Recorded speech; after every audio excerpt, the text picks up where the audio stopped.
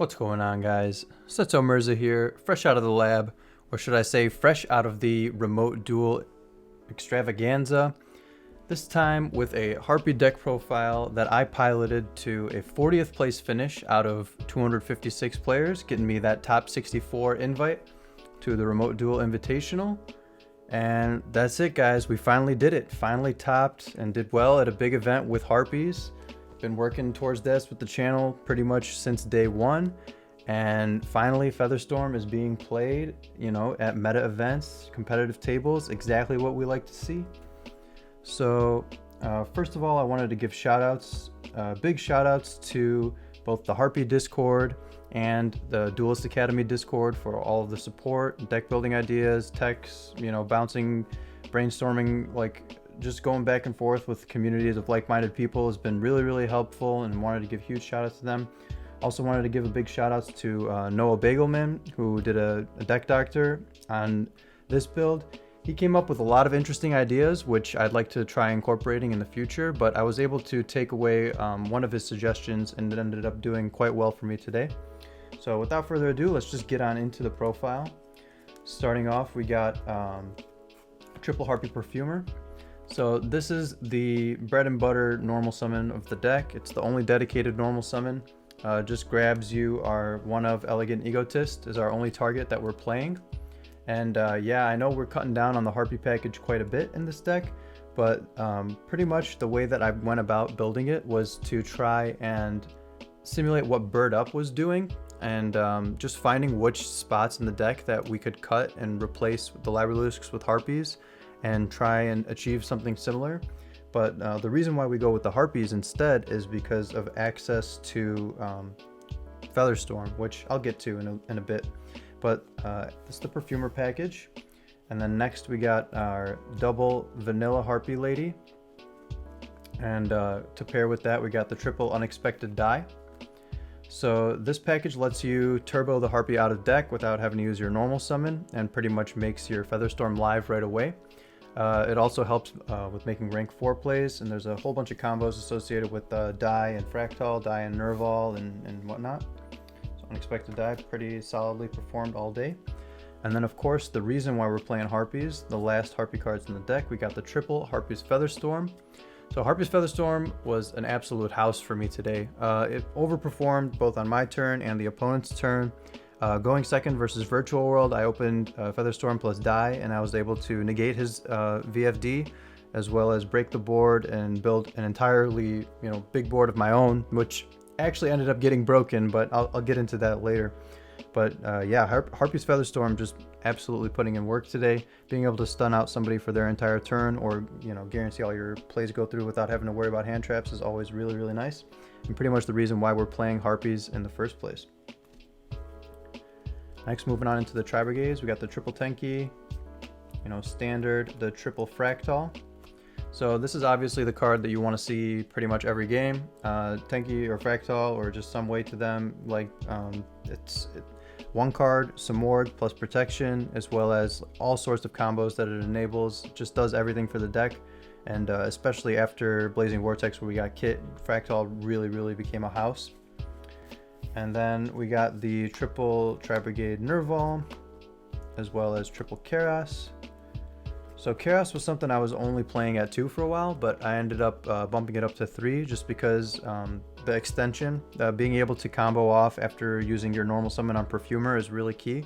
So I really would not suggest playing 2. I think 3 is a mandatory staple. And then Nerval obviously is one of the best to open as well. You want to summon him out from hand, or even if you just only open a Nerval, you can still go into Link Karibo plays, which is nice. And then the last 2 Tri-Brigades, we got Tri-Brigade Kit and Tri-Brigade Rendezvous. So these are nice because the new additions from Blazing Vortex, Kit gives you another name to be able to dump, so you can instantly load your graveyard up with, Fractal, Kit, Nerval, and then search Keras, dump, and summon out, and then you suddenly have 4 Tri-Brigades in grave to be able to banish and get out Shurag really easily. And as well as enabling 1-card combos with Fractal to be able to get protection on the barrier statue with Tri-Brigade Rendezvous. You can also play Tri-Brigade Oath, which is something that I was considering, but Oath I felt like you know, Featherstorm kind of serves a similar purpose, where like as if your board were to get Dark Rulered, if you flip Featherstorm, you're pretty much, you know, can survive and like, you know, still stun them out. Whereas Oath is like going to straight up negate the Dark Ruler. So I think they kind of achieve similar purposes. So that's why I opted to just play the Rendezvous instead. I know some builds, like I know Yishan's build was playing both, but I opted to just go with the Rendezvous and rely on Featherstorm to be like the backup plan. And next, moving on to the miscellaneous cards, we got triple Pot of Prosperity. So Pot was absolutely great today. I loved seeing this card pretty much every single time I opened it. I was digging, you know, Prosperity. Usually when you go first, you'll only dig 3. And, you know, depending on what you need. If you got like an ugly hand, obviously you'll go 6. But then post side going second, that's really where it shines. Because you can go Prosperity, dig 6, and pull like Lightning Storm or Red Reboot, or pull your Imperial Order, you know, all these like crazy one-ups. It also helps dig for whatever missing piece that you need. Like pretty much every single hand that you want to go for is like Fractal, Perfumer, and you know, Featherstorm. Like that's like the 3-card like best scenario. And so Pride of Prosperity just grabs you whatever missing piece that you need out of those 3 cards. Then next we got the Barrier Statue and the Apex Avian. So I kind of go in weird order here, but yeah, I played both. Barrier Statue is usually what I was going into. Post side, I would usually cut I would get rid of the chicken and just leave the statue in to try and break the board and lock them out. Worst case, you can just normal summon it. That didn't come up for me today, thankfully. Wasn't drawing it too much. The chicken's really good to follow up on after, like if they break your statue but they don't out the Samorg, then you can just follow up with the Apex. Or if you keep the statue on, then you bring the Apex afterward, and then it just seals game and helps put pressure for lethal. And sometimes when you have to combo off discarding the Barrier Statue, you want to have another target in deck to be able to bring out with Samorg and still get a lock going. So that's why I play both. And then finally we got the hand traps. I ran Triple Ash, I ran Gamma, and I ran 2 DD Crow to round out the lineup. I was kind of between a 3rd DD Crow and maybe cutting Prosperity down to 2, but it just didn't feel right. I know like 9 hand traps would have been nice, but I really wanted to run 3 Prosperity and keep the deck at an even 40 cards just to absolutely maximize chances of ripping Featherstorm. Because that's pretty much what this deck tries to do, is just turbo Featherstorm. So Prosperity at 3 and 40 cards is essential for that. So we played 8 hand traps. Obviously we got slots for 9, but with the driver. But 3 Ash, 3 Gamma, these were absolutely the best hand traps. Gamma was MVP of the day, just using it on my opponent's turn, using it on my own turn. It's just absolutely great. Like it kind of backs up as like another copy of like Featherstorm almost, when you're using your Tri-Brigade effects in hand. Like if they try to interact with them, you just chain Gamma and then you go plus like infinity. And the 2 DD Crows were nice, mostly there for the synergy of being able to get the Tri-Brigade discard, but also because of the utility in matchups like Drytron. DD Crow really shines. I didn't end up playing any of them today, so this card wasn't really performing extremely well as a hand trap. But in terms of utility, there were times where I wish I had seen it instead of another hand trap. Like like for one instance, I sided 2 of them out for 2 Lancias instead. Again, going first against Dragon Link, and I ended up needing the DD Crow to be able to combo. My hand was bricked kind of because of the Lancia, so it was kind of awkward. I was able to play through it and still put up interruptions. But, you know, it would have been nice to have the DD Crow there. So for those kind of situations, it is nice to have a discardable hand trap. We can't search it in this build like how Bird Up does, so it doesn't really make sense to run at 1, but I also didn't have enough room to run it at 3, so we got the weird 2-of ratio. Alright, going on into the extra deck, we've got our Link Karibo. So this came up once today. It was in that awkward hand that I just explained versus Dragon Link. I opened a Nerval and no Tri-Beasts to discard. So I just ended up having a normal summon the Nerval and set 2 Featherstorms and passed and stun them out that way with the Featherstorm and the Lancia. And yeah, it ended up doing well. When those hands come up, you really need the Link Karibo to kind of get you out of it. You could also play Almirage to kind of double with Kit to make Kit live as well. But since we're only playing 1 Kit, I really found it hard to justify. And Link Karibo is nice because it gives the extra battle protection to the Barrier Statue. Then I played Firefighting Daruma Doll. So this was another inclusion that I was kind of on the fence about, and then shout outs to Noah Bagelman. He kind of convinced me to put it in. So I put this in over the second Farrajet. I'm only playing one Farrajet, and the Daruma Doll is nice because with Tenki, you can use it to just grab a Fractal, do the Tri-Brigade combo, and then normal summon and banish 2 to go into Daruma Doll to be able to pop Tenki and like a Floodgate, for example. So that's a really easy way to be able to play around summon limit. And just generic back row removal in general was something nice to have in a Link 2. And Daruma Doll is also pretty generic, just needing 2 Tri-Beasts as well, so it's easy to make. Then I played the 1 Farrajet. I know I'm using my computer webcam, so it's kind of hard to see the Starlight flex, but yeah, it is a Starlight, you know, gotta get that flex.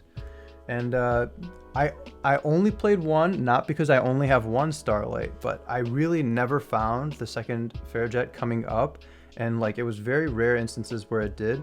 And so I felt very comfortable cutting the second one and putting in a flex spot. Either it was going to be the Daruma Doll or Psyframe Lambda to kind of make Gamma live on your own turn as well. But I ended up playing Daruma Doll and only 1 Farrajet, and obviously it's amazing. Just, you know, great card all around. Then I played the 1 Harpie Conductor and the Ancient Warriors double Dragon Lords. Now these are kind of standard in Tri-Brigade builds now, so I'm not really going to explain them too much. I guess the specifics for Conductor and the Harpie build I will get into. So when you open the 1 of Egotist and you don't have any other Harpie cards in your hand, it's actually not a brick because you can just go into Conductor and then be able to make it live that way, because this card's also treated as Harpie Lady on the field. And it also makes your Featherstorm live in those hands where you don't open any Harpies as well. You can go straight Tri-Brigade combo, which ties you into your Harpie engine and, you know, makes your Featherstorm live along with the Egotist, which is just great. And yeah, this card, it came up for more than just making some Morg. Like making Featherstorm live was also really nice with this. And then obviously we're playing the Big Bird himself. This is pretty much the best card in the extra deck. The whole deck centers around him. Like you make some Morg and it survives a turn, and then it makes it back to your own turn. You're pretty much going to be winning that game. Just generates so much advantage and so many crazy things. Being able to bring out floodgates and negates from the deck, which is just awesome. As well as follow-ups. You can even bring out. I brought out Perfumer with it today. I brought out Nerval a bunch of times, and yeah, it's the Big Bird himself. And then I played the Link 3 Doom Eagle. This effect is nice because you're able to get the quick effect DD Crow, kind of shuffle from the grave back into the deck. And the 4800 attack actually comes up pretty well. It hits like a truck, able to steal you OTKs under Nibiru sometimes, which is nice. You also just need the Link 3 target to be able to link climb into things like Access Code and Appaloosa. So that's why you have to play a Link 3. But Doom Eagle's got enough utility where I would have considered playing it anyway. So really good all-around card. And then I played 2 Shurag, the Ominous Omen. So this is the only 2 of in the deck, and the reason why we play 2 is because you use 1 for the combo and you use the second one for removal on your opponent's turn. It's just really nice to have multiple Shurag to be able to follow up on if the game gets prolonged. This is pretty much the go-to card in any kind of grind game, just because it's a non-targeting banish, and then it gets you a search afterwards, so it's just really good advantage-wise. And yeah, I never made 2 in a game, but there were a lot of times. This is like the second one is like the instant banish off of Prosperity, which is nice. But yeah, I definitely would not recommend playing only 1. I think 2 Shurag is correct. And then for the other generic Link 4s, I played Appaloosa and Access Code Talker. They both have their own utility. This is obviously for just the generic monster negation, helps play through Nibiru as well. And then Access Code Talker to finish games and get really high attack using Doom Eagle or Shurag even. And then for the Xyz, I played 1 of Abyss Dweller. So Abyss Dweller was amazing. The matches where it came up, it just absolutely puts in work. It's really good in the current metagame versus both Virtual World, Drytron, even Dragon Link has a tough time with it.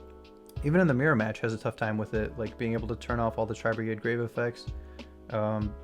Yeah, just any deck that can make Dweller is like situated in a pretty nice place in the metagame right now. And Harpies, you know, obviously make Dweller really well. You can also make Dweller with Unexpected Die and Fractal, because Fractal is a level 4. And yeah, the rank 4 access in this deck is also really nice, which is something that the Harpies bring that the Tri-Brigades don't. Because the other rank 4 that I played was Baguska, Shoutouts to Noah Bagelman for this one as well. So I was already considering Baguska just for the defense effect to be able to negate the monsters and whatnot. But Noah reminded me that the attack mode like effect is often overlooked. And when he's in attack mode, I had to read this to my opponent a few times as well today. This card cannot be targeted or destroyed by card effects. So 2100 body lets you go into Zeus pretty well, which is the final Xyz that we play. And so the Baguska into Zeus combo came up for me a bunch of times today. It was actually really nice. The one situation where Baguska wasn't good was round 7. I played against Eldritch Zodiac. Shoutouts to YGO Paisano, V, the homeboy himself. He made a Megaclops on me game 1, and I had no outs to it because neither of these two Xyzs can battle into Megaclops. And I was playing Silent Honor Arc beforehand. And Honor Arc actually would have been able to out the Megaclops there, but we ended up still taking the match, grinding it out. But that game 1, I literally had no outs to Megaclops, and I kind of wish this was a Silent Honor Arc. But the Baguska effect in defense is really, really strong, especially when you pair it with something like Barrier Statue. If you play against like Virtual World and you're able to set up Baguska and the Barrier Statue, you can. That's a combo that you can do with Baguska Samoric Barrier Statue under 5 summons, so you can play around Nibiru really well. And it's a pretty decent board to be able to end on like under 5 if you don't open Featherstorm and can't extend further. So there's a lot of like really good matchups where Baguska can come in clutch, and also just being able to protect the Barrier Statue, like another way to protect the Barrier Statue, just gives it extra utility, which I really like. And then the final card in the extra deck, we are playing the Cyber Slash Harpie Lady. This is our level 8 synchro. We use it when we make Gamma on our own turn. We synchro up into the Cyber Slash to instantly make a Featherstorm live as well. And also you can synchro it off using like Harpies. You can use a Harpie as a tuner monster for his summon. So you can use 2 Harpies or a Harpie and Fractal to make him as well, or make her as well. And her effect is pretty nice. It's just generic bounce. So when a spell, trap card, or effect is activated, you can quick effect target a monster your opponent controls and bounce it to the hand. And so that it comes up well in back row matchups. So stuff like Guru or Altergeist, where they're flipping traps constantly every turn, like Final Battle or whatever traps Altergeist is looping. Cyber Slash is just targeting their monster and bouncing it constantly, and they need to maintain a board presence as well. So this card can put in a lot of work in those matchups specifically. And also you park it underneath some Samorg, it can't be targeted, and it's wind, so you can make it under the Barrier Statue as well. So a lot of times you'll go like end phase Samorg effect to bring out Perfumer, and then Perfumer get Egotist, and then synchro up into the Cyber Slash on your turn 3. So it comes up a lot of ways, but the double utility of being able to make it with Gamma just is really, really nice. I summoned literally every card in this extra deck today. Every card came up. Every card had its own situations and uses, and I really thought it was just prime. Because usually, like you'll go through a tournament or an event and you'll find like one card that you didn't really summon too much, but every single one was used today, which was great. And then going on to the side deck, I've got the going first cards. I got Imperial Order and 2 Solemn Judgment. So these cards were nice, just for protecting extra backup on the Barrier Statue boards. Basically, the cards that are going to out your board are going to usually be spells or stuff like Dark Ruler, Droplet, Evenly Matched. So the Judgment will take care of all those. And then Imperial Order is just a blowout whenever you can flip it with the Barrier Statue.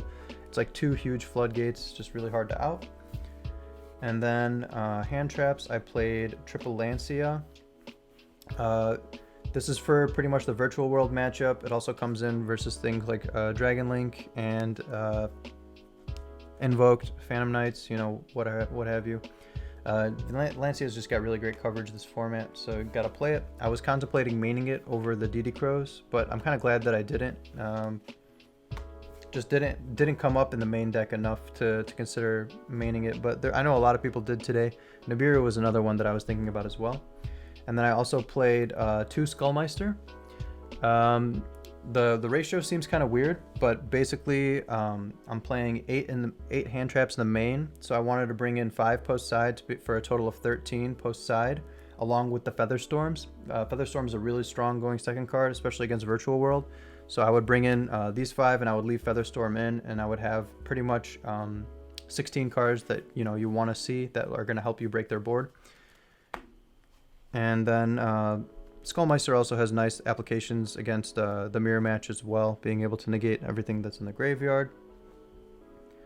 And then the other card that I kind of switched to was Dark Ruler No More.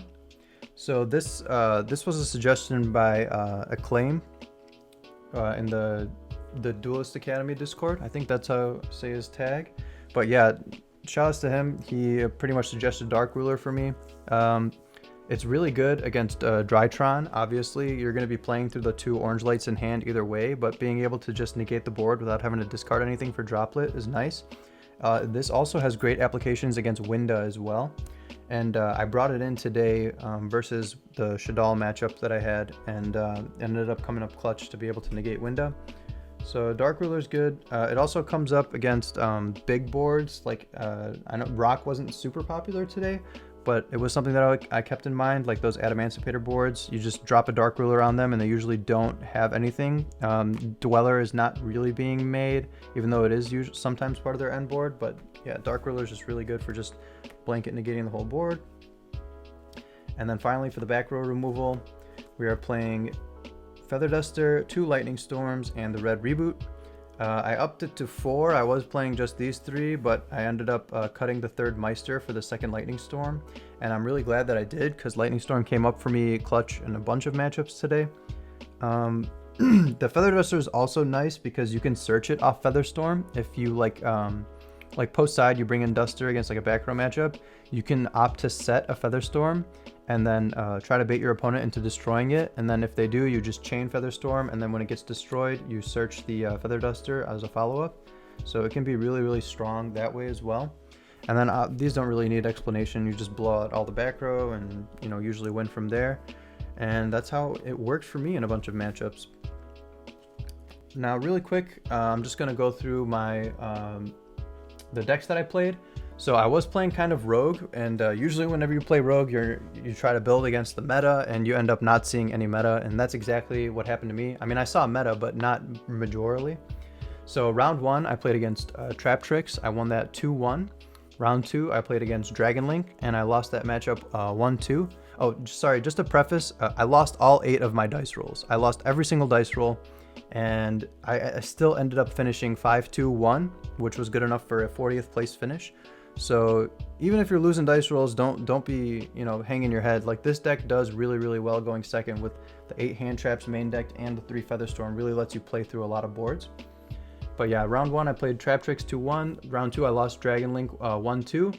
That was the game 3 was where the only time that I kind of bricked, which is when I opened game 3 going first. I opened Nerval, 2 Feather Storms, a Lancia, and something else that was dead. I don't remember. I think it was a Karas. Yeah, Karas in hand. No, it wouldn't have been a Karas because I would have just normal Nerval then. I forget what the 5th card was, but I pretty much wasn't able to play. Just normal summon Nerval, set the 2 Feather Storms, and you know, hope for the best. I was able to skip my opponent's turn, but then when it came back to me, I top decked the Barrier Statue for turn. So I was able to get into the Nerval into Linkaribo combo, but I had to discard the Barrier Statue for cost to summon Karas, and I had to bring out the Apex Avian, and he ended up being able to play through that board, obviously. If it was the Barrier Statue, he would have been locked, and I would have had another Feather Storm for his turn, so it would have been game. But yeah, really unfortunate to draw the Barrier Statue there. Lost that matchup 1-2. Round 3, I won against Salamangreat 2-1. And then round 4, I played against Virtual World, and I lost that matchup 0-2. That was the game 1 where I opened up Feather Storm and Die and like Tri-Brigades against his board of VFD Shen Pass. So I was able to negate the VFD because he held it for the main phase by using Die and then chaining Feather Storm. And then I broke the board, and I ended up putting up Samoric Barrier Statue, Dweller, and Ancient Warriors Double Dragon Lords.